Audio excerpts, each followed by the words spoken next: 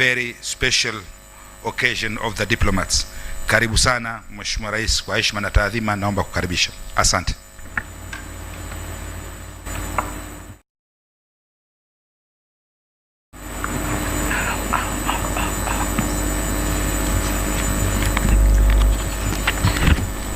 May we please take our seats.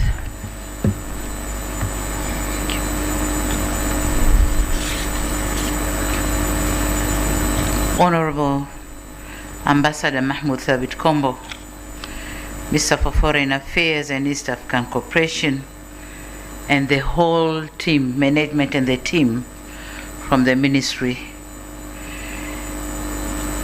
Ambassador Dr. Kosiluka, the Chief Secretary of the government, Principal Secretary, the President's Office, Majura Mahendeka, Excellencies, Your Excellency Dr. Ahmad Al-Badawi Mohamed Faki, Ambassador of the Union of Comoros and the Dean of the Diplomatic Corps, Excellencies, Heads of Diplomatic Missions and international organizations, and other members of the Diplomatic Corps, distinguished guests, members of the press, ladies and gentlemen, good morning.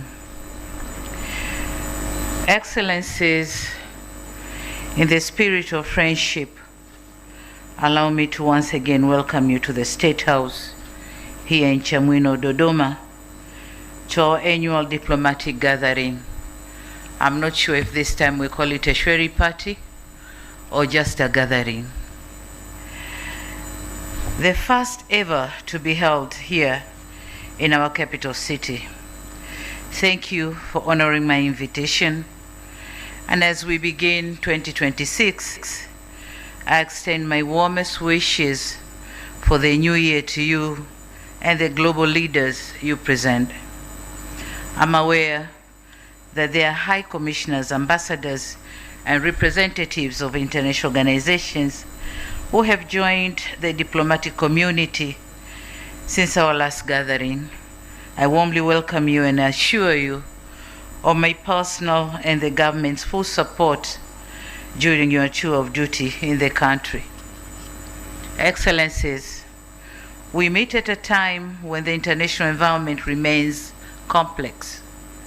Conflicts persist, economic uncertainty continues to affect many societies, and climate shocks are increasingly frequent and disruptive.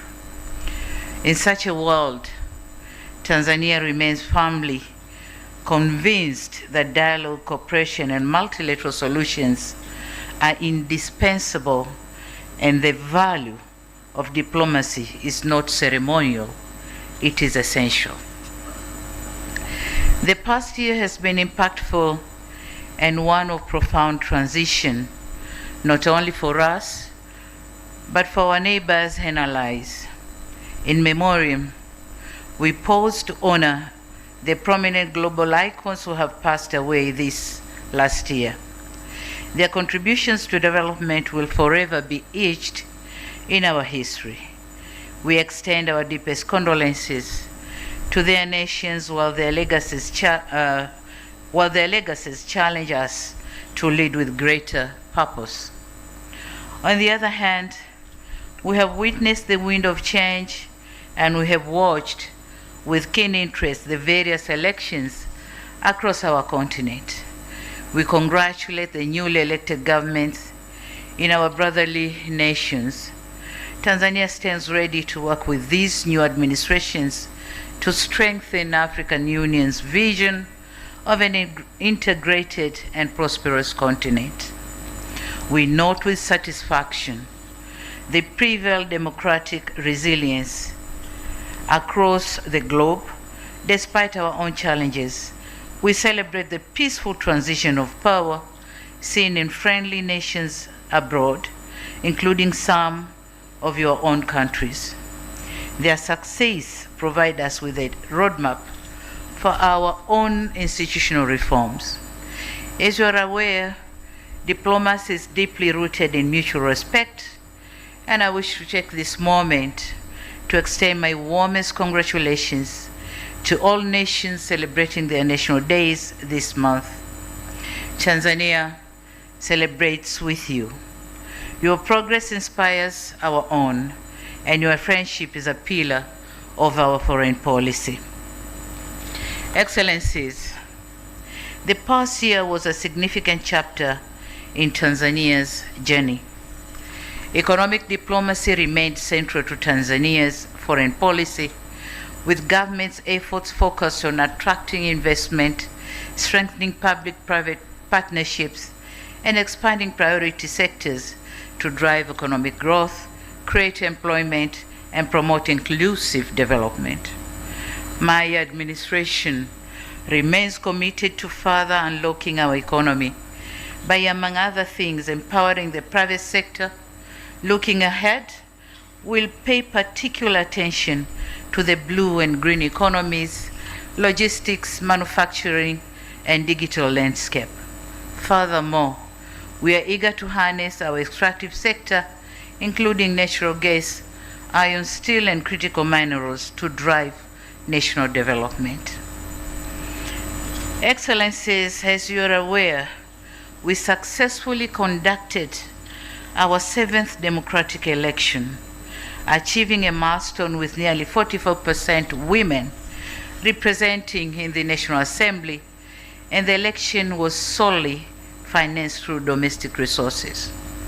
This underscored national ownership, institutional maturity, and the government's commitment to self-reliance in managing democratic processes. Despite these remarkable achievements, with heavy hearts, we acknowledge the challenges of the unrest and violence on the election day and shortly thereafter. Our response was essential to maintain constitutional order and ensure safety of all citizens and diplomatic community. To our partners in the diplomatic community and the foreigners residing here in Tanzania, I express my sincere sympathy for the uncertainty, service disruption, and internet shutdowns you experienced. I assure you, we remain vigilant to ensure your safety and prevent any repeat of such experiences. Excellencies, democracy is a journey of growth. Every political system contains grievances. It is clear that there is no global formula for these unique challenges, and we must afford each other the space to learn and grow with humility. To those who send solidarity and congratulatory messages, we thank you. To those who didn't, we take note of your feedback too. I ask your friends of goodwill to lend their support to our reforms. And to those who may not share our vision, I ask that you at least respect our sovereignty. The voice of Tanzanians has been heard through the ballot box, and that voice must be respected. To foster national healing, or in order to foster national healing, I've undertaken the following steps. 1, establishment of the Ministry of Youth under President's office to institutionalize the image of our next generation.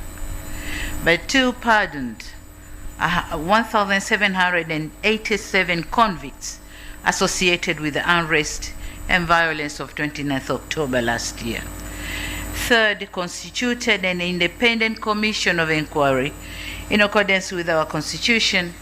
And lastly, pledged to establish a Truth and Reconciliation Commission to proceed our new constitution process.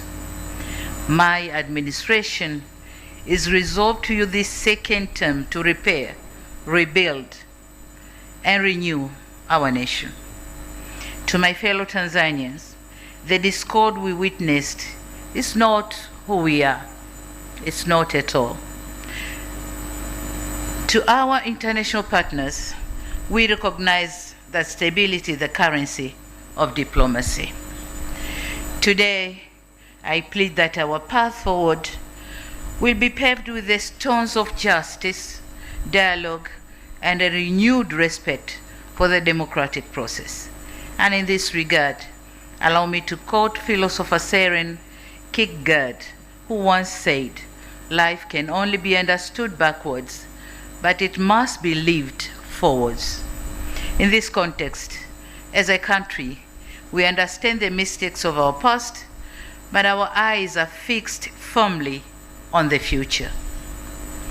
Excellencies, Tanzania remains one of the Africa's fastest growing economy, with almost 6% GDP growth and inflation maintained at a stable 3.3%. In addition, the national debt continues to be sustainable, with the debt to GDP ratio currently standing at 48.2%, below the threshold of 55% for low-income countries. As for our capital markets, the Dar es Salaam Stock Exchange saw market capitalization rise by 34.3%, reaching billions of Tanzanian shilling, about 23,995 by year end. In addition, we have continued to enjoy favorable credit score, B1 from Moody and B+ from Fitch credit rating. This stable outlook signals investors' confidence, lower borrowing costs, and economic resilience, which marks a positive step in building international confidence and attracting more foreign direct investment. We endeavor to ensure continued governance reforms, reducing foreign currency shortages, and improving the tax to GDP ratio. The favorable credit ratings and stable economic outlook led to registration of 927 new investment projects by December 2025, with a combined value exceeding US $11.09 billion, representing a significant 19.03% increase compared to the previous year. The registration of these projects in 2025 stands at the record of the highest number of projects registered in calendar year since the establishment of the Tanzania Promotion Agency, breaking the record of 905 projects last year.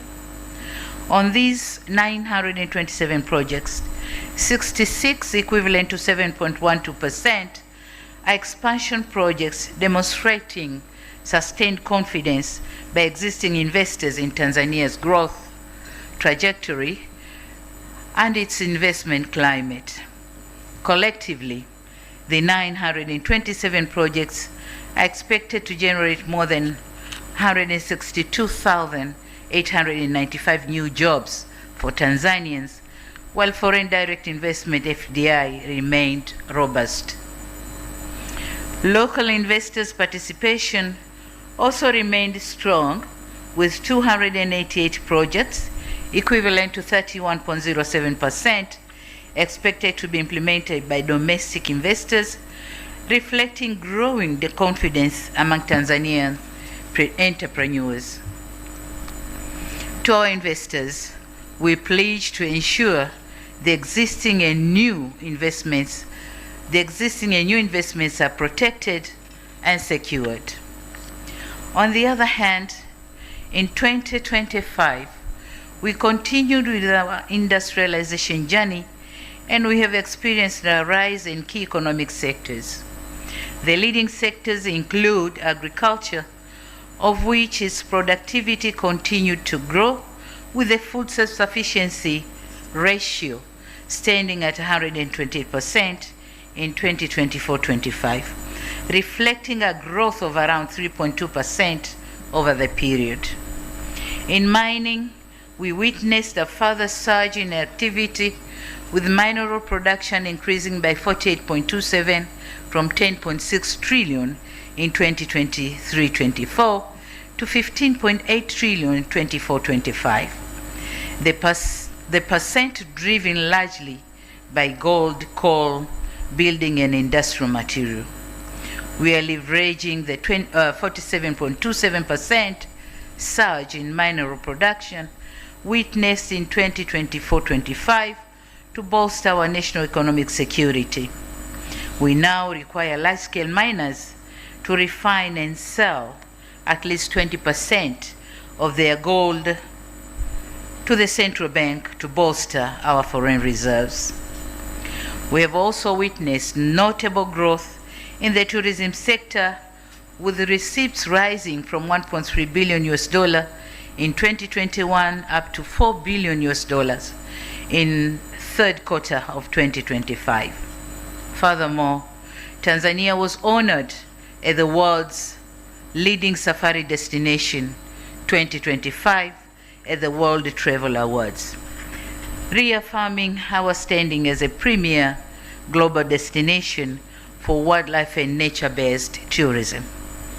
This recognition attests to our strong commitment to conservation, high-quality service delivery, and suitable tourism development, while further strengthening investor and visitor confidence in Tanzania as a safe, attractive, and rewarding destination. To further promote tourism, trade, and connectivity across the African continent, Air Tanzania expanded its route network in 2025 to key destinations and supporting the growth of intra-African tourism. We remain focused on expanding our connectivity, accelerating infrastructure development, and diversifying tourism offerings as we position Tanzania as a regional hub for tourism, trade, and logistics in Africa.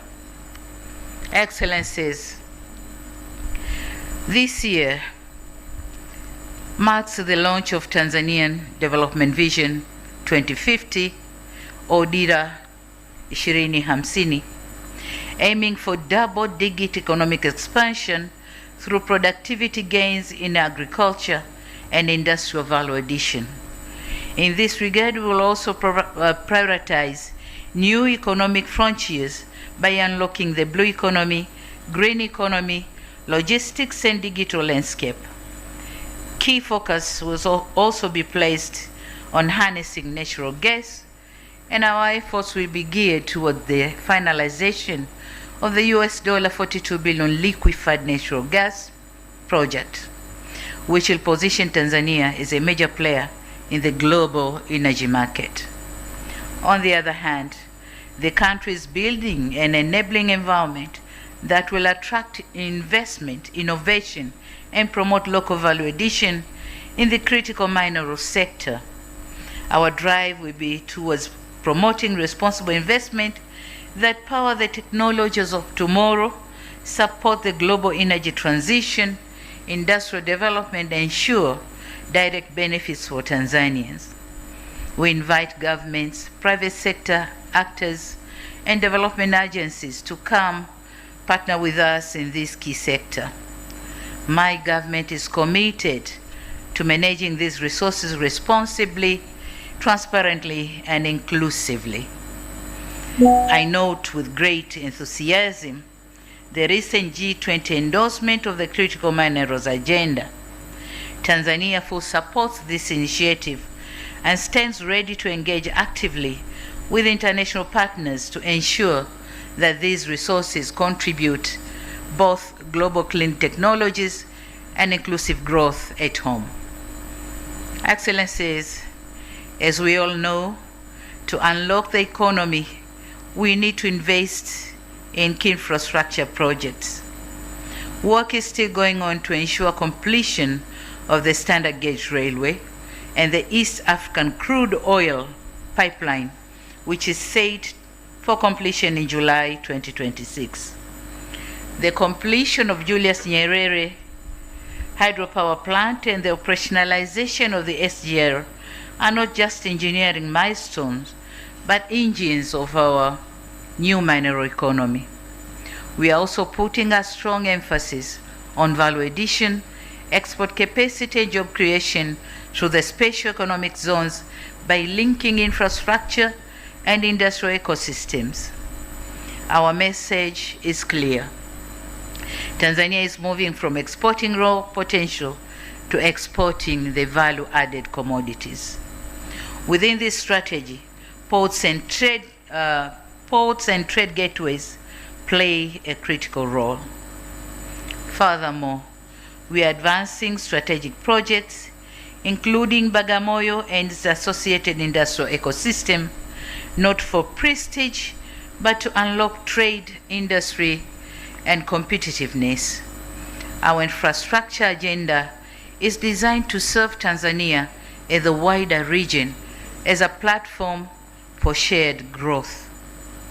Excellencies, as our economy diversifies and scales, human capital remains at the heart of our development strategy and the ultimate guarantee of our national resilience. Tanzania youth are the heartbeat of our 10% growth target. Vision 2050 has set a clear path to their prosperity. We moved beyond rhetorics by establishing the Ministry of Youth under my office, a strategic move to institutionalize their energy and directly integrate them into a $1 trillion economic vision. We now invite the international community to partner with us in transforming this youthful passion into skilled human capital, and that will drive our national transformation. We are cognizant of the fact that a competitive economy is impossible without a healthy workforce in building a dynamic and a healthy human capital. Tanzania fundamentally transitioning from a reliance on health aid toward a strategic focus on health investment. As a core pillar of our 2026 foreign policy, our vision for a $1 trillion economy is inseparable from our roll out to universal health insurance and resilient medical infrastructure. So I take this opportunity to invite the diplomatic community to move beyond traditional assistance and instead engaging with us in medical diplomacy by supporting our ambition to become a regional hub for specialized care. We intend to leverage the high reputation of institutions like Jakaya Kikwete Cardiac Institute to attract both medical as well as sustainable tourism. Simultaneously, I call for the facilitation of technology transfer to support our newly launched Pharmaceutical Investment Acceleration Program, which includes a Greenland fast-track approval system to attract investors and expedite decisions related to licensing, regulation, and other approvals. We welcome investors to come and establish local manufacturing plants so as to drastically reduce our dependency on imported essential medicines. Excellencies, climate resilience is equally centrally to our agenda. To us, climate action is not an abstract debate. It is a development and security imperative. It is a development and security imperative to take a lead in green diplomacy. We'll operationalize our carbon credit market and our national clean cooking strategy to ensure that our transition to a green economy is both inclusive and gender responsive. And so I invite you to join us in Greenland partnerships that move beyond pledged aid toward the actual transfer of climate-smart technologies and predictable financing. Tanzania is ready to serve as a global carbon sink and a renewable energy hub, but this must be partnership of mutual respect that protects our sovereignty while safeguarding our planet for the future generations. Excellencies, I note with satisfaction the great strides made in our bilateral ties with our various countries in the year 2025. We were privileged to undertake various high-level visits to your countries, and we also had the honor to welcome and host high-level dignitaries from your respective countries and across the world. Through these visits, we have significantly solidified and concretized our relations on areas of mutual interest. We will ensure effective implementation of the outcomes of these visits.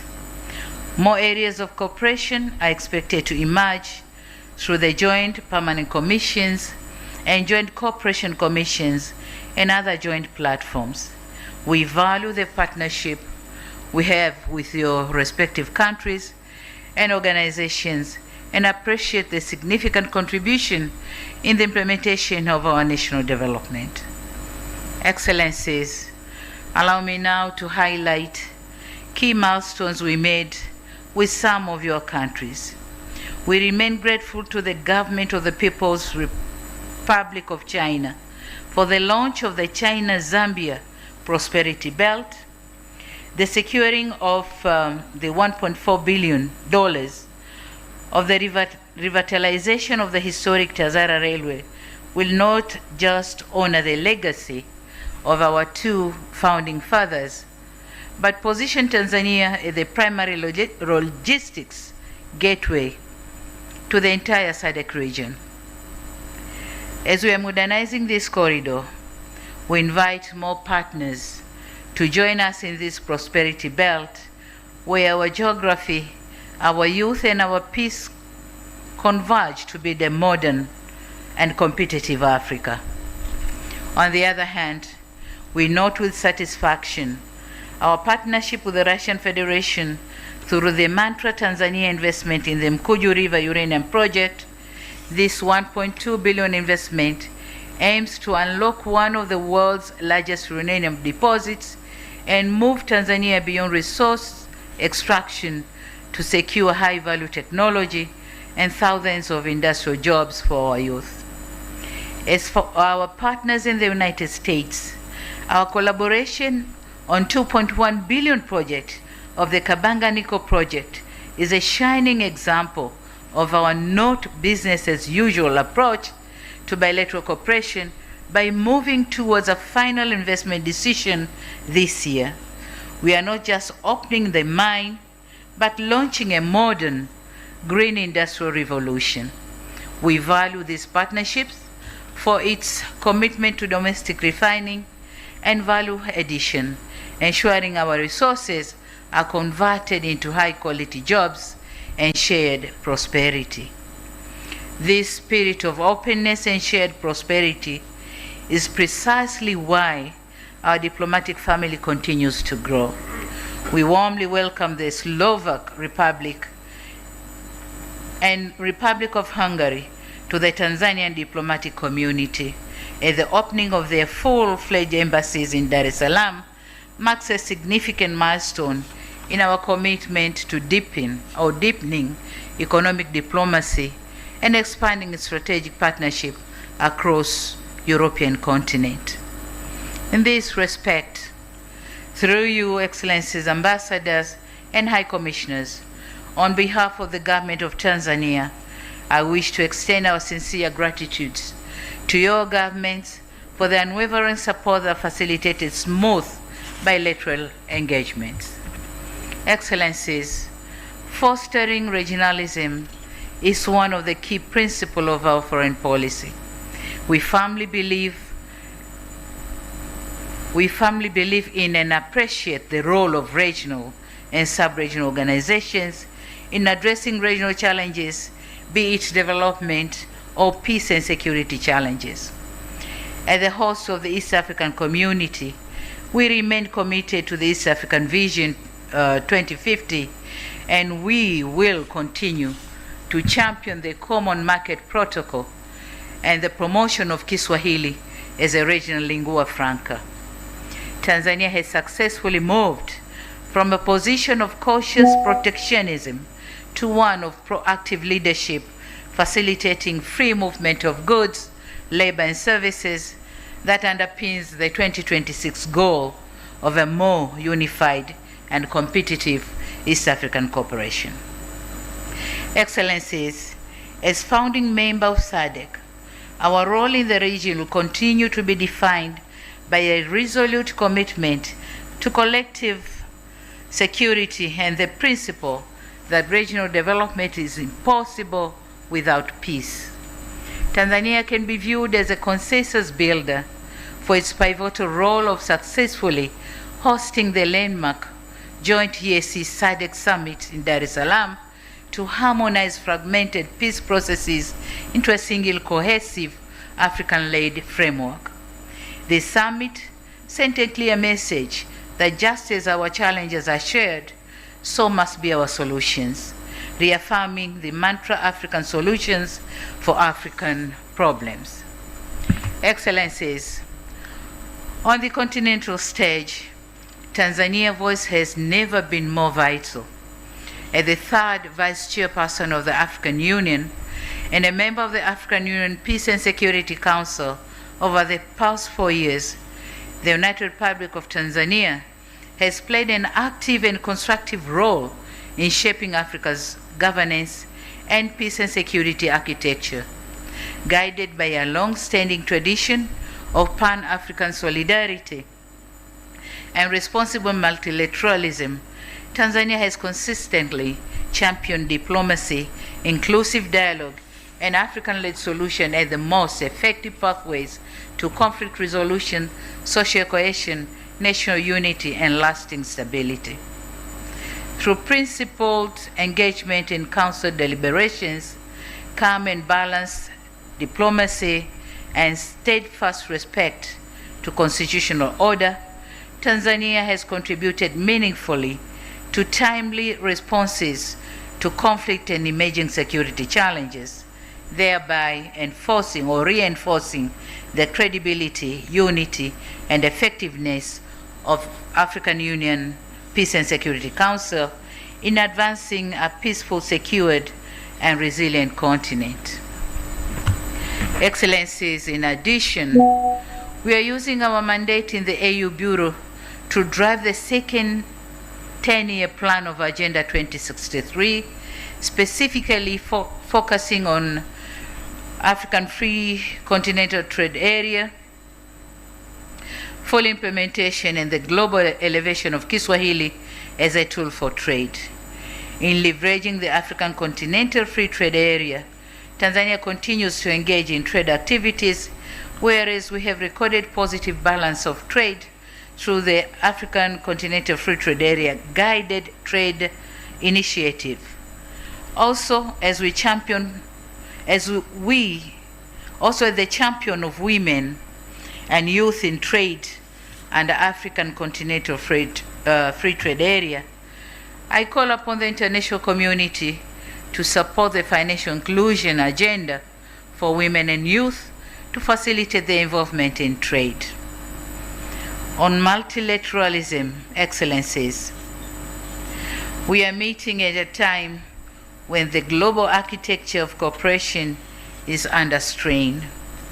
Growing unilateralism threatens to bypass the very institutions that have maintained global peace for decades. Tanzania's response to this trend is clear. Multilateralism is not optional, it is essential.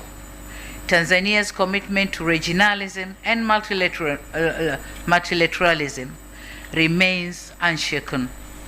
In an area of growing unilateralism, we believe multilateral platforms are the only way to balance interests and coordinate actions for the global good. In 2025, we utilize every multilateral platform to advocate for a more equitable global financial architecture, refuse to be mere spectators in debates that affect our sovereignty. We use our voice to urge the global powers to ensure that the rules of the international system work for many, not just for the few. Excellencies, the year 2025 also carried special significance for the international community as the 80th anniversary of the United Nations. For Tanzania, this milestone was not merely commemorative. It was an opportunity to reaffirm our enduring faith in multilateralism, international cooperation, and the founding principles of the United Nations. In our engagement at the United Nations during this anniversary year, Tanzania underscored a clear message that the credibility and relevance of the multilateral system must be preserved through equity, inclusiveness, respect for international law, and meaningful reform, particularly to ensure that the voices and interests of developing countries are fully reflected. Tanzania reaffirmed that peace, development, and human dignity are inseparable, and that global challenges demand collective, rule-based solutions rather than unilateral actions. Excellencies, it is undeniable that Tanzania's outlook on the global scene in 2025 was both prospective and challenging. In the year 2026, our voice will be raised to offer solutions, and our efforts will be concerted to resolve challenges. We'll do so guided by our traditional tenets of promotion of peace and stability, good neighborliness, adherence to the principle of non-alignment, non-interference in domestic affairs of other countries, upholding human rights, including the rights to development, and promoting regionalism and multilateralism. Tanzania will therefore not seek to take sides in a divided world, but rather will seek to build bridges that will bring the world together. Our commitment is towards a world governed by law, not by force. Excellencies, it will be remiss of me if I do not appreciate the support rendered by your respective governments to various candidatures of Tanzania in different organizations whose elections was held in 2025. Moreover, in advancing our cultural diplomacy, Tanzania continues to champion the promotion of Kiswahili as a unifying language that connects peoples, culture, and economies across borders. A particularly historic milestone was reached last year with UNESCO's decision to recognize Kiswahili as one of the official languages of its General Conference. This decision of a profound importance, as it marks the very first time a language of African origin has been accorded such status as the organization's highest decision-making body. Thank you very much, UNESCO. In conclusion, Your Excellencies, Tanzania remains a friend for all. We are non-aligned but multi-engaged, bridging the global West concessional support or the global East infrastructure support.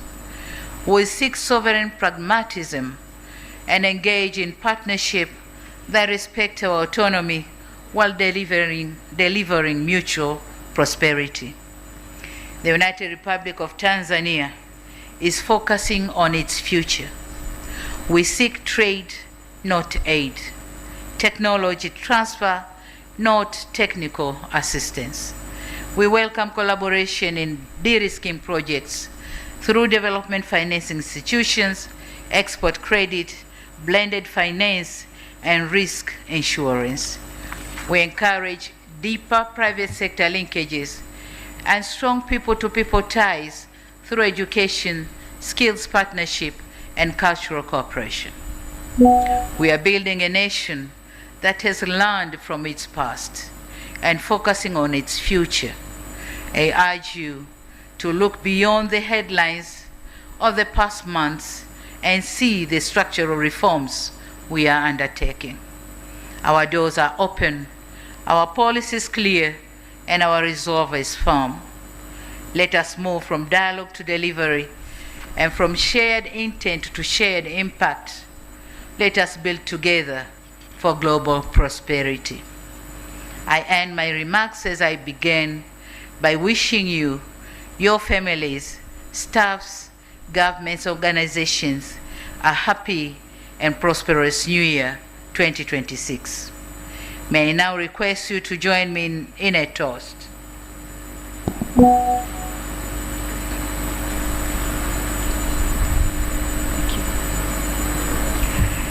Let's toast for the continued peace and prosperity of the United Republic of Tanzania, for the strengthened friendship and cooperation between Tanzania and your countries and organizations, and for the continued well-being of all of us here present. Cheers and a Happy New Year. Thank you very much. Asante sana.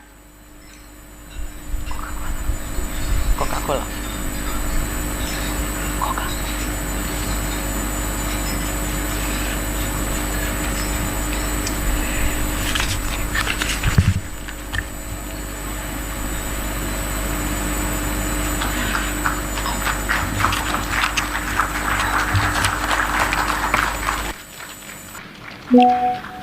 Thank you very much, Your Excellency, the President, for your leadership and for your reflection of 2025 and sharing your vision for 2026.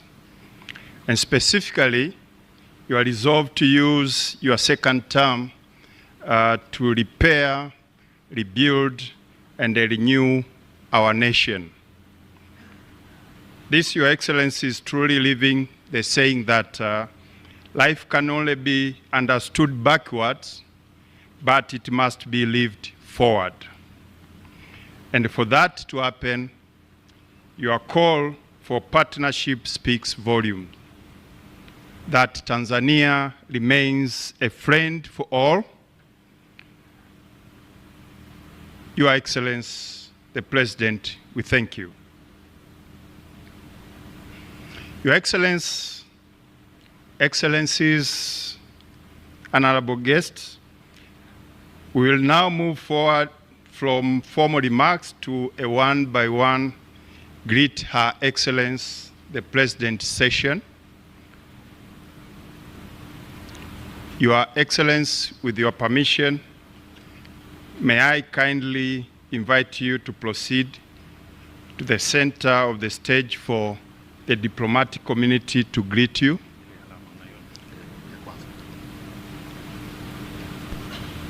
Thank you, Your Excellency. Your Excellencies,